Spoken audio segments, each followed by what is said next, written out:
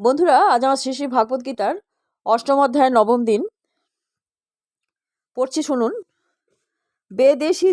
বেদেষু যজ্ঞেষু তপসু চৈব দানেষু যৎ পুণ্য ফলং প্রদিষ্টম অতত্তি তৎসর্বমিদং বিদিত্বা যোগী পরং স্থানমুপৈতি চাদ্যম। শ্রী প্রভুপাদের গীতার গান। বেদাদি শাস্ত্রেতে যাহা যজ্ঞ তপ দান তাহা পুণ্যফল যাহা সে প্রদিষ্ট, সে যোগ সে অবিলম্বে পায়, তাহা অবিলম্বে সম্যক বুঝিয়া নিজ ইষ্ট। অনুবাদ: ভক্তিযোগ অবলম্বন করলে তুমি কোনো ফলেই বঞ্চিত হবে না। বেদ পাঠ, যজ্ঞ অনুষ্ঠান, তপস্যা, দান ইত্যাদি যত প্রকার জ্ঞান ও কর্ম আছে, সে সমুদয়ের যে ফল, তুমি তা ভক্তিযোগ দ্বারা লাভ করে আদি ও পরম ধাম প্রাপ্ত হও। তাৎপর্য: এই শ্লোকটি কৃষ্ণ ভাবনামৃত এবং ভক্তিযোগের বিশেষ বর্ণনা সমন্বিত সপ্তম এবং অষ্টম অধ্যায়ের সারমর্ম। শ্রী গুরুদেবের তত্ত্বাবধানে বেদ অধ্যয়ন এবং তপশ্চর্যার অনুশীলন করা অত্যন্ত আবশ্যক। বৈদিক প্রথা অনুসারে ব্রহ্মচারীকে গুরুগৃহে থেকে অনুগত ভৃত্যের মতো গুরুদেবের সেবা করতে হয় এবং তাকে গুরুদেবের জন্য দুয়ারে দুয়ারে ভিক্ষা করতে হয়। শ্রী গুরুদেবের আজ্ঞা অনুসারে কেবল সে ভোজন করে, এবং যদি কোনোদিন গুরুদেব তাকে ভোজনে না ডাকেন তাহলে সেদিন সে উপবাসী থাকে। এগুলো ব্রহ্মচর্য ব্রতের কয়েকটি বৈদিক সিদ্ধান্ত। 5 বছর থেকে 20 বছর পর্যন্ত গুরুর তত্ত্বাবধানে বেদ অধ্যয়ন করার পর ব্রহ্মচারী শিক্ষার্থী পরম চরিত্রবান মানুষ হতে সক্ষম হয়। বেদ অধ্যয়ন করার উদ্দেশ্য বিষয়ী মনোধর্মীদের মনোরঞ্জন করা নয়, তার উদ্দেশ্য চরিত্র গঠন করা। এই প্রশিক্ষণের পরে ব্রহ্মচারী গৃহস্থ আশ্রমে প্রবেশ করে বিবাহ করতে হয়। গৃহস্থ আশ্রমেও তাকে নানা রকম যজ্ঞানুষ্ঠান করতে হয় এবং অধিকতর সিদ্ধি লাভের উদ্দেশ্য পরমার্থ সাধনে সচেষ্ট হতে হয়। ভগবদ্গীতায় বর্ণিত পন্থা অনুসরণ করে দেশ, কাল ও পাত্র বিচারে এবং সত্য, রজ ও তমগুণের পার্থক্য নির্ণয় করে যথোপযুক্তভাবে দান ধ্যান করাও তার অবশ্য কর্তব্য হবে। তারপর গৃহস্থাশ্রম থেকে নিবৃত্ত হয়ে বানপ্রস্থ গ্রহণ করে বনবাসী হয়ে বকল ধারণ করে ক্ষৌরকর্ম পরিহার করে নানা রকম তপশ্চর্যার অনুশীলন করতে হয়। এইভাবে ব্রহ্মচর্য, গার্হস্থ্য, বানপ্রস্থ এবং সবশেষে সন্ন্যাস আশ্রম গ্রহণ করে জীবনে পরম সিদ্ধি লাভ করতে হয়।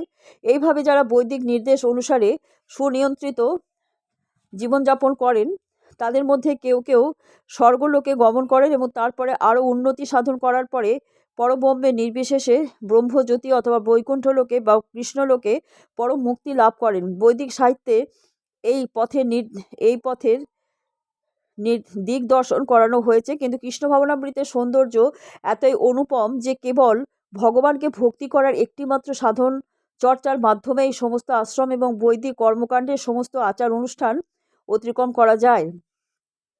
ইদং বিদিত্বা শব্দ দুটির দ্বারা বোঝানো হচ্ছে যে ভগবদ্গীতার সপ্তম এবং অষ্টম অধ্যায়ে শ্রীকৃষ্ণ যা উপদেশ দিয়েছেন তা পুঁথিগত বিদ্যা বা জল্পনা কল্পনার মাধ্যমে বোঝাবার চেষ্টা করা উচিত নয়। পক্ষান্তরে শুদ্ধ ভক্তের সঙ্গ লাভ করার তার কাছে থেকে এর তত্ত্ব হৃদয়ঙ্গম করার চেষ্টা করা উচিত। ষষ্ঠ অধ্যায় থেকে শুরু করে দ্বাদশ অধ্যায় পর্যন্ত ভগবদ্গীতার সারমর্ম ব্যাখ্যা করা হয়েছে। প্রথম 6টি অধ্যায় এবং শেষের 6টি অধ্যায় যেন মাঝের 6টি অধ্যায়কে আবৃত করে রেখেছে, যেগুলো বিশেষভাবে পরমেশ্বর স্বয়ং সংরক্ষণ করতে চেয়েছেন। যদি কোনো ভাগ্যবান সৎসঙ্গে ভগবদ্গীতার বিশেষ করে এই 6টি অধ্যায়ের তত্ত্ব যথার্থভাবে হৃদয়ঙ্গম করতে পারেন, তাহলে তার জীবন সমস্ত তপ, যজ্ঞ, দান, ধ্যান, মনোধর্ম ইত্যাদির ঊর্ধ্বে দিব্য কীর্তির দ্বারা গৌরবান্বিত হয়। কারণ শুধুমাত্র কৃষ্ণ ভাবনা চর্চার মাধ্যমেই তিনি এই সর্বরকম কর্মেরই সুফল অর্জন করতে পারেন। ভগবদ্গীতার প্রতি যার কিছুমাত্র বিশ্বাস আছে, তার পক্ষে কোনো ভক্তজনের কাছ থেকেই ভগবদ্গীতার শিক্ষা গ্রহণ করা উচিত। কারণ চতুর্থ অধ্যায়ের আরম্ভেই বলা হয়েছে যে ভগবদ্গীতার তত্ত্বজ্ঞান কেবল ভক্তজনই উপলব্ধি করতে পারেন, অন্য কেউ যথাযথভাবে ভগবদ্গীতার উদ্দেশ্য বুঝতে পারে না। সুতরাং মনোধর্মীদের কাছ থেকে ভগবদ্গীতার ব্যাখ্যা না শুনে কোনো কৃষ্ণ ভক্তের কাছে তার শোনার স্পৃহাকে বলা হয় শ্রদ্ধা।